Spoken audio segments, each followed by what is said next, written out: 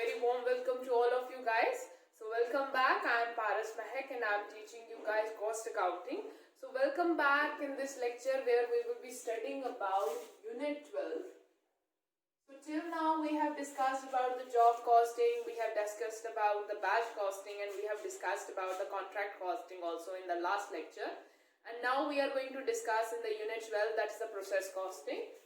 So process costing is basically the branch of costing that is applicable where the goods and the products are being manufactured in the processes. So means it is a continuous processes that are going on in an organization, and one of process and the product to be manufactured passes through different kind of process. So that is what it is called process costing, and how to calculate the cost in it that we are going to study under this unit. So process costing and its application will be the unit that we are studying. So under this, our objective is to understand the difference between the process costing and the job costing. Then how the process costing is very different from the job costing, and describe the wastage, scrap and the spoilage. And apart from it, the other aspects that is related to the process costing, how to calculate the cost under the process costing, and how to make a process account that we are going to understand under this unit. So with this, let's start with the process costing. Before we begin up with the process costing, let's first of all understand that what we are meant by the processing industries in which we are going to apply the process costing technique. Industries which are engaged in manufacturing of the product which involve continuous production. So it is related to the continuous production. The process costing is applicable on the industries in which there is a continuous production. There is a continuous production that is carried out in that organization, or processes are known as a processing industries. So those industries are basically called processing industries. These industries have their special features. These features are, they have a continuous production or continuous operation, and what they are producing, the product, that product passes through different processes to be called as a finished product. So a product passes through different processes so that a product can be manufactured. So process costing represents a type of cost procedure for continuous production industries. So process costing is applicable on continuous production industries. So in which the production is carried out continuously, only those industries we calculate the cost in those industries that is related to the product or the unit that they are manufacturing. So we calculate it by applying the process costing on them. So process costing represents a type of cost procedure for continuous production industry. In such industries, output consists of like units. So in those industries which are following the process, the outputs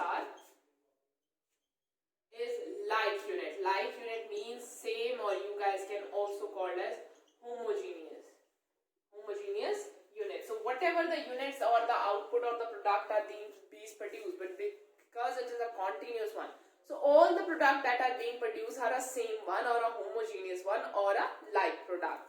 So like each unit being processed in the same manner, therefore it is assumed that the same amount of raw material, labor and overhead is charged to each unit processed. So as we know that under the process industries that we are talking about, what they are processing is a same kind of a product, or a same product or a homogeneous product is being manufactured. So because of it, we produce that there will be same amount of direct material, direct labor and direct or you guys can say direct expenses, or you guys can say even overheads are used to manufacture them. So means you can allocate them in a same way. You don't have a need to find a different proportion. So to the unit process, the cost of the unit at the end of any manufacturing process can be easily determined provided the costs are accumulated on a process basis and record of the unit provided is available. So basically under this method, the calculation of cost of unit is an easy one. Why? Because what you have to know is the amount, that is cost of each process. So you have to calculate the cost of one unit. It's a very easy thing under the process costing. what you have a need to keep in your mind is basically, that what is the cost that is involved in each process, and then on the basis of that process, in that each process, then along with that, number of units that is produced in it. So from there we can easily find the cost per unit cost under this process costing method. So this is what the process costing is related to. So now let's start with its according to CIMA, the costing method applicable where product or services result from a sequence of continuous operation or processes. So this is the definition that of a process costing. Now after understanding the process industries, let's come to our main topic, that is a process costing, that what we are meant by the process costing. So it is a method of costing which is applicable to the industries where the production of the product or the services are result from a sequence of continuous operations. So means the machines are continuously running, and to produce something, if there are 3 or 4 processes, so that continuously product is being shifted from this product to this process to this, and ultimately the finished goods which will be going to the market to sell. So this is a continuous operation, means these operations are not halting, or there is no breakage in between. So units are automatically transferred from one process to the another. So the finished product of A process will become the raw material of B product, and the B process finished product will become the raw material of C process, and the C raw material will become the raw material for D process, and finally we have the finished goods. So this is what is defined by the CIMA. So to calculate the cost and the technique that we are going to apply to calculate the cost that is going to be involved in it, that we call as a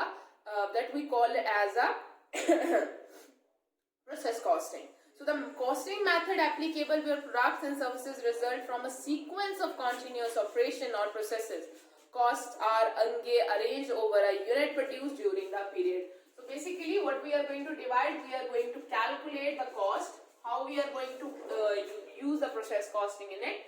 We are going to calculate the cost of performing process A, then of B, then of C, then of D, and then we are going to allocate all these costs to the number of units that is being produced in it. So this is what the basic thing that is related to the process costing. This is what we are going to do under it. And according to Kohler, a method of accounting whereby costs are charged to process or operation and average cost and average over unit produced. So it is basically an accounting method where the costs are charged to the processes. So according to the processes, we calculate the cost, and then we charge that operational or process cost to the number of unit that has been produced or gone through those processes. It is employed principally where a furnished product is a result of more or less continuous operation, as in paper mills are there. So these kind of process costing is basically applicable on the paper mills are there, refineries are there, canneries are there, chemical plants are there. So these are the basic industries in which we apply the process costing. So I hope so you guys are quite clear with what you mean by the process costing. So the next thing that we have to study now is the characteristics of the process costing. So the main characteristic, if we talk about the characteristics that is possessed by the process costing, it's like that. So the first process costing character that we have is the product or the goods are produced in one or more processes. So whatever the product or the you guys can say goods you are producing, there is more than one process. So whatever the services or products you are producing, they have to go through about different kind of processes. So this was the first application of the process costing. It will be applicable only on those products or services which is produced through a series of processes. First from A, then from B, from C, then from D. So this is where we apply the process costing. Next is the products are distinguishable in the processing stages. So basically we can distinguish the products on the basis of their processing stages. So basically, under the process costing, it is very easy that till now the product is on just the A stage, they have reached to the B, they have reached to the C stage, or they are at the final stage. So under the process costing, you are able to distinguish the processing stages of the product. In that we apply the process costing. The product or the goods or services that are being provided is a standardized one. So means the same kind of standard or the same feature or the same characteristics of all the units that are being produced or the product that are being produced is the same. So they are standardized one. When a product is produced through various processes, the output of each process becomes the raw material of the next process that I have already discussed with you guys. So this is one more characteristics of the process costing. It is applicable on those stages. For example, the finished product of A process will be the raw material for B, and through this raw material, what will the product that is produced by the B will be the raw material for C. So similarly, this is where the process costing is applicable, and these are the characteristics of the process costing. It is applicable where the goods and services that are being produced go through one or more processes. You can distinguish the product on the basis of their processing stages. So we can distinguish that the product is still at process A, then it will be in process B, then it is on process C or something like this. Then all the products that are being produced are standardized in nature. So means their nature or whatever the things they are. So they are standardized in nature, they are of the same type, same product, same raw material, labor and the overheads have been used in them. So they are of the same nature. And the process in this, you are easily able to distinguish that the raw material, or you guys can say the finished good of previous predecessing stage or the process will be the raw material for the successor stage. So this is how these are some of the characteristics of the process costing that we have. Next thing that we have is the features. Now we are going to study the features of process costing. So the next thing that we have to study is the features of process costing. So this is the next thing that is given to us. So first one, let's study. The production is continuous. So it is applicable where the production is continuous. So means there is no breakage between the production. The machines are running one after another and the good products are being transferred from one process to the another process continuously without any kind of breakage in them. All the products that are being manufactured is a homogeneous one.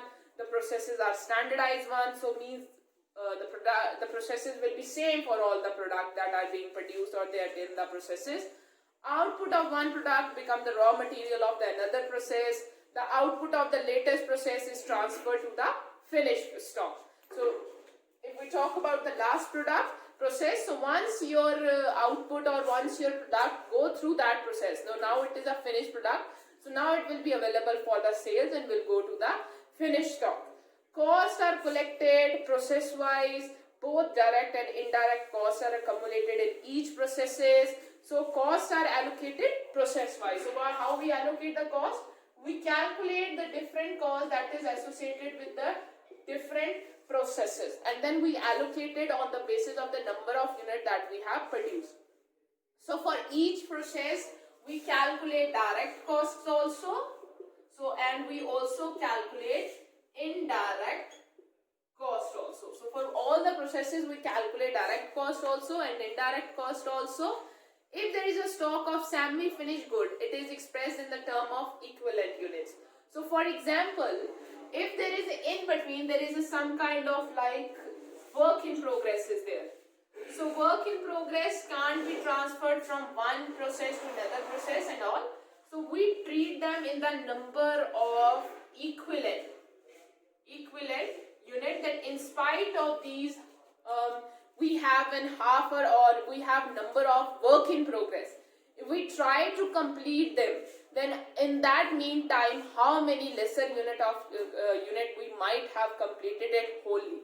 So that this is called equivalent units in term of the work in progress. If you have a work in progress, that is your semi-finished goods. For example, I have a 10 semi-finished goods or work in progress. So in spite of spending time on those 10 units which are semi-finished, it will be better if I have put in my effort on the 6 units only, which I could have wholly completed. So that 6 units is basically the proportion of in term of equivalent units that could have been finished in the same time, in spite of working on larger number of units which remain unfinished. So we also have to represent the semi-finished goods. It is expressed in the term of equivalent units. The total cost of each process is divided by the normal output of that process to find out the cost per unit. So what we do, the total cost that has been incurred in that process, we divide it with the number of units that has been produced in that process, so that we can allocate the cost per unit as per the processes through which the product has been gone through for the finishing stage. So these are the characteristics, or you guys can say the features that is related to the process costing. And now we are going to study the application of the process costing, that where the process costing is applicable. So process costing may be used in wide number of industries. I have already told you guys the examples of those industries where the process costing is applicable. The following type of industries may be used process costing.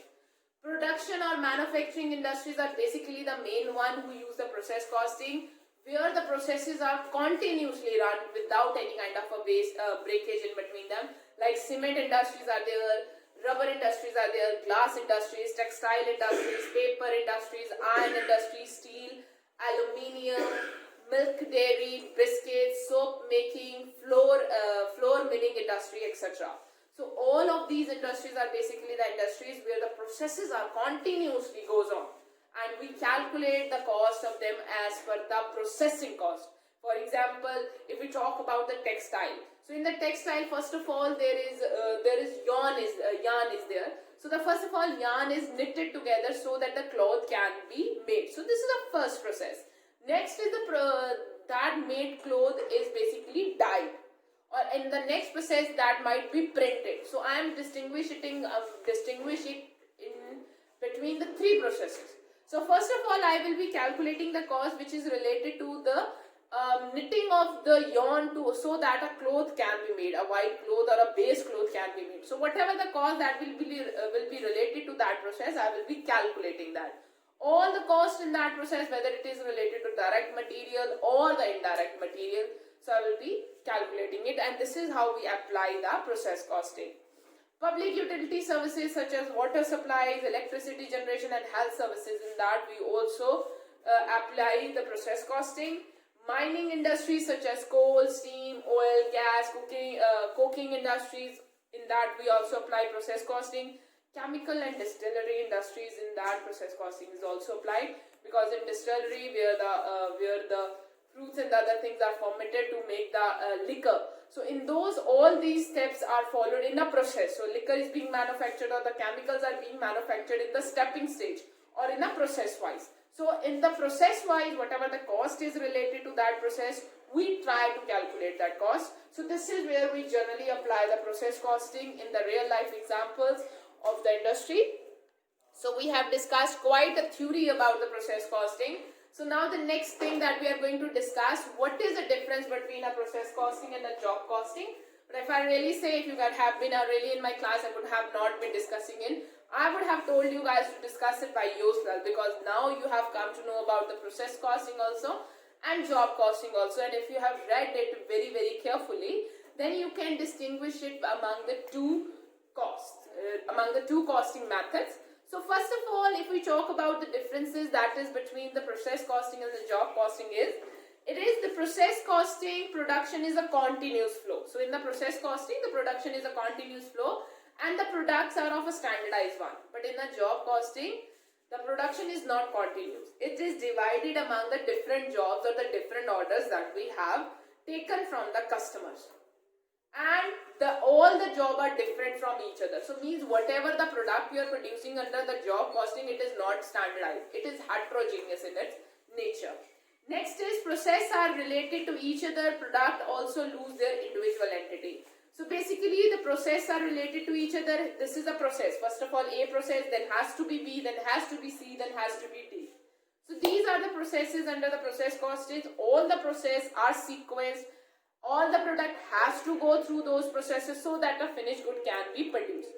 But under the job costing, various jobs are separately and independent. So for all the different jobs, there are different processes are there. So this is what the thing is under the job costing. In the process costing, costs are allocated at the end of the period under the each processes.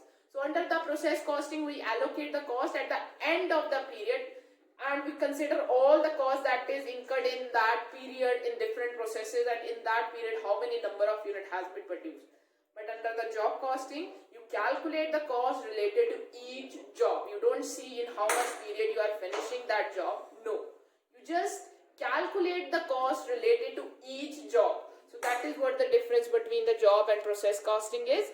Apart from it, there are some other differences are also there. So let's study that. In process costing, transfer from one process to another is a usual procedure. In job costing, there is normally no transfer from one job to another. It will be only when there is a surplus or excess production. So under the process costing, it is very normal we transfer the product from one job to another, from one process to another one. But in the job costing, we don't do this. We don't transfer any kind of a thing from one job to another one, unless and until there is something surplus that has left in the previous job. So this is what the thing is. Costs are compiled on time basis for production, for giving accounting period, for each process. Costs are determined on a job basis or the batch basis under the job production. So under the process costing, we don't wait for the order by the customer side. We don't wait from the order to come from the customer side and then we will start producing. No, it's the continuous production. We generally have a end products also. We generally have a finished goods inventory also. But under the job costing, we only start producing when we receive the order from the customer. Once we receive the order and the order is finished, then you are going to transfer that order to the customer. So there is no finished goods inventory under the job costing. So this is what the thing is. Moreover, in the process costing, all the product that is being produced is a homogeneous, stable and controllable. Whereas under the job costing, each product unit is different. And therefore, there is a more managerial efforts and more supervision and inspection is also applicable. So this is some of the basic difference between the job costing and the process costing is. So now we are going to study the elements of product cost. So we have studied about the process costing till now, differences between the process cost and the job costing that we have studied. And now we are going to study the elements of the process costing. So basically under the process costing that we are studying, we have to determine the cost of unit produced in. So we basically have to estimate the cost of the product that is being produced. So now in this, what we are going to study is that the cost of this unit or the cost of this product includes what are different kind of things. So those are called elements of unit that is produced, elements of product cost. So the product cost that you are going to be consist of the different unit that we are producing. What are the different things that will be included into it? That now we are going to study under the elements of the product cost. So as we all know, the first thing that is going to impact any cost, the first thing that is going to impact any cost is a direct material. So the direct material is the first element of the product cost under the process costing. The direct material is a material that can be directly identified with each unit of the product. Direct material can be conveniently measured and directly charged to the product. So we know that it is very easy to identify how much direct material has been used to produce some of a certain product, how much direct material we are using. For example, if I am stitching a one shirt and it is using 2 meter, so means it is a 2 meter cloth material that I will be using. And moreover, if I am stitching the same kind of a shirt into 10, means 10 type of the same shirts, then 2 into 10, that is 20 meters. So I am using 20 meter of the clothes to produce the 10 such shirt. So this is what the thing is that is related to the direct material. So Direct material is a material that can be directly identified with each unit of the product. Direct material can be conveniently measured and directly charged to the product. For example, raw cotton in the textile manufacturing, sugar cane in the sugar industry, and leather in the shoe making industry. So the direct material identification and allocating it to the product is a very easy thing that we know. So direct material does not include only the cost of the direct thing. It includes number of different type of cost, all the cost of raw material. So what is the basic raw material that has been used to produce the thing?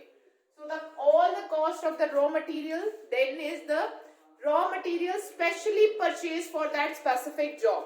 For example, if there is some kind of raw material that you are specifically purchasing for that job, for example, like you are manufacturing a t-shirt and along with that you are manufacturing a shirt, so in the shirt there will be use of buttons, but in the t-shirt you will not be using the buttons. So for the shirt there will be some specific kind of raw material that you are using, so that cost also will be included into that unit.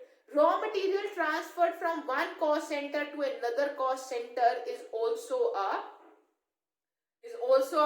will be included under to it, and along with that the cost of primary packing. So primary packing is basically which is also a part of the product. For example, most of the product like in the form that's come under in the bottle form or the tube form that we have, so they are basically under the primary packing and you can't sell them in open. So whatever the charges or the thing that has been sold like cartons, cardboard boxes or tubes are there, or storage tubes are basically there. So that is also the cost of direct material that will be included under the product cost, like toothpaste we are getting, face washes we are getting, shampoos we are getting. So you can't sell them loose. So the whatever the raw material that has been used in their manufacturing of the primary packaging also, that will also be the cost of the direct material. So as we know, direct material is a material that is directly identified with each unit that is being produced, and it is a cost that is related to the different thing. Sometimes there is some specific direct material that is particularly used for that product only, and sometimes there are different kind of raw material are there. So we can easily allocate it to the number of product that is being produced. So after the direct material, the next thing that we have with us is a direct labor. The next thing that we have with us is our direct labor one. So direct labor, before we go to the direct labor, let's discuss some of the things that after direct material we also have indirect material with us. So along with computing of the direct material, the next thing that we have to compute for the indirect material that has been used in the production but whose allocation to the per unit computation is a very difficult thing. So that's why it is called the indirect material. So those are the material which do not normally form a part of the finished product. It has been defined as the material which cannot be allocated. So these are the materials which cannot be allocated directly, to the product. So we can't know that how much amount of that material we are using to manufacture that product. So can be apportioned or absorbed by the cost centers or the cost unit. But what we have to do, either we have to apportion it under the on the basis of different thing to the different you guys can say the units or the cost center or the cost units. So these are the store used in the maintenance of machinery and building, like lubricants are there, cotton wastage there, bricks are there, and cements are there. So used by the service department like non-production department like powerhouse, boiler house, canteen, etc. And material which due to their cost being very small are not considered worthwhile treating as a direct material. So for example, if you are stitching a shirt and then that shirt, in the stitching of that shirt, you are using a thread. So basically we will never be able to identify that how much amount of thread we are using to make in it, how much meter of that thread is being used, and what will be the cost of it. So it will be a very minimal kind of a thing, so we can't directly calculate it. So this is what the thing is. Indirect material, these are those material which do not normally form a part of the finished product. It has been defined as a material which cannot be directly allocated, or which cost cannot be directly related to the product that is being produced. So that is the indirect material. So indirect material include all the cost that is related to other non-production department that we have, like maintenance departments we have, stores that is used by the service department, and the material which we are related to, whose cost is very low to be considered as a direct one. So after the indirect material, the third element that we have is the direct labor. So the third element that we are going to consider is the direct labor. So direct labor that we have. So direct labor is a labor which can be identified or can be directly related with the unit or the product that they are producing. All the labor charges expended in altering the construction, composition, conformation or conditioning of the product. So means all the labor charges that you have been directly paid, which is related to the construction or composition or conformation or conditioning of the product, is basically a direct labor. And it's include the payment of direct wages, which can be of following type. So direct labor include direct labor engaged in production process. So this is the first thing. Second one is direct labor engaged in adding this manufacturer by the way of supervision, maintenance and tool setting. So direct labor engaged, if there is some kind of direct labor which is particularly related to that product only in the kind of supervision or the maintenance, then you can allocate that cost directly to that product.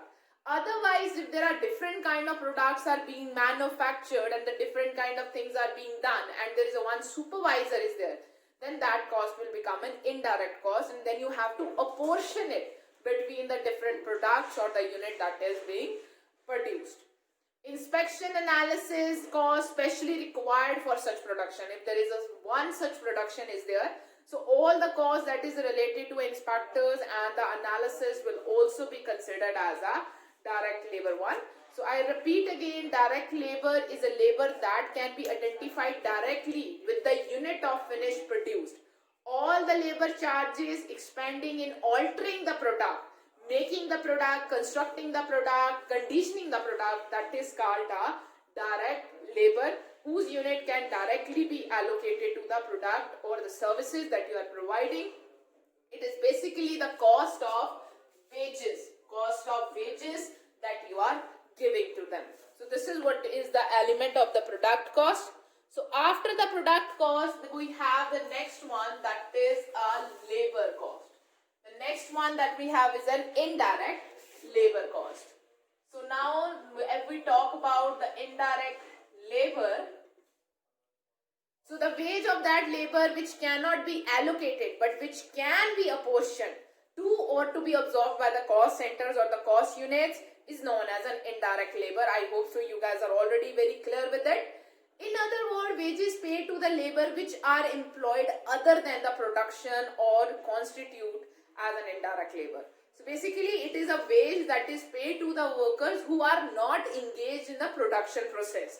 They are engaged in some other activities which lead to the production, but they are not letting, their efforts are not basically constituting to the production. So these are the indirect labor, and the indirect labor cost is basically allocated on the apportionment basis to the different cost centers or the different cost units. Example of indirect labor are charge, hand and supervisor, maintenance worker, labor employed in service department, material handling, internal transportation, apprenticeship, trainers, instructors, factory clerical staff is there, labor employed in time and security office also there, labor that is employed in accounting department also there. So these are all the laborers that cost is basically related to, their cost is basically indirect in the nature. So after the indirect cost, now we have to move to the fifth element. Indirect labor, we have to move to the fifth element of the product cost, that is a direct or chargeable expenses. So direct and chargeable expenses which you can directly charge to the product. They include all the expenditure other than the direct material and the direct labor. So basically they include all the expenditure which is not the direct material or which is not the direct labor. They are specially incurred for a particular product or a job. Such expenses are charged directly to the particular product or accounted to that particular product and come in its prime cost. If you guys are able to recall the cost sheet that we have done.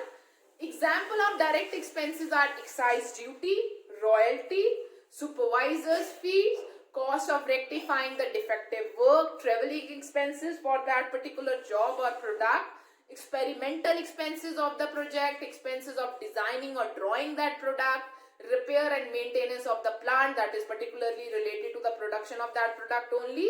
So that is what the things that is related to that direct or chargeable expenses which is directly related to one product only. So these are the expenditure that we have done on the particular product.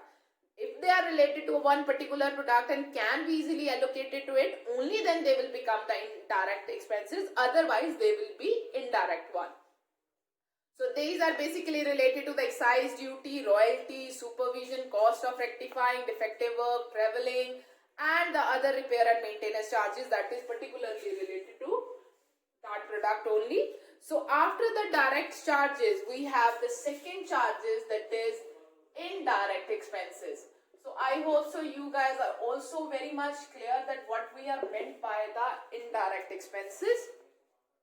So indirect expenses are expenses which cannot be allocated but which can be absorbed to or absorbed by the cost centers or the cost unit, such as rent is there, insurance is there, municipal taxes are there, salaries of managers are there, canteens and welfare expenses are there, power and fuels are there, telephone expenses are there. So these are the indirect expenses that is related to the product. And the next things are the overheads. These are the next elements of the cost that is related to the product cost. So overhead may be defined as the cost of indirect material, indirect labor or indirect expenses. So we collectively call them indirect. So basically, as you guys know that the overheads are basically divided into three parts. One is the factory overheads. One we have is as a factory overheads.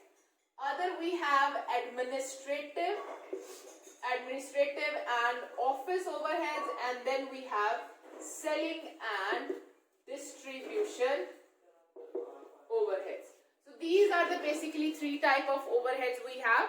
Factory or work overheads cover all the indirect expenditure incurred by undertaking from the receipt of the order until it is completion is ready for the dispatch, either to the customer or the finished goods, store depreciation on the plant and machinery, building and equipment, insurance charges on fixed asset, repair and maintenance of the fixed asset, electricity charges. So overhead, which is basically indirect expenses which are incurred by undertaking from the receipt of the order while the order is being processed in the factory. So that is what it is called, factory overheads. So these are basically related to the depreciation that is charged on the plant and machinery, building and equipment, insurance charges on the fixed asset, repair and maintenance of the fixed assets, and electricity charges. So apart from the office overhead, we have a next kind of one overhead that is called office and administration. So it consists of all the expenses incurred in the direction, control and maintenance of the factory. For example, are the expenses of running a general office rent, lighting is there, office, you guys can say furniture depreciation is there, salary of the office secretary is there, accountant salary is there, general manager salary is there, directors, executive, investigation, experimental and miscellaneous, printing, stationery expenses are also there. That is related to the office administration. And selling overhead. So selling overhead comprises of all the expenditure incurred from the time the product is completed in the work until all it reaches to the destination.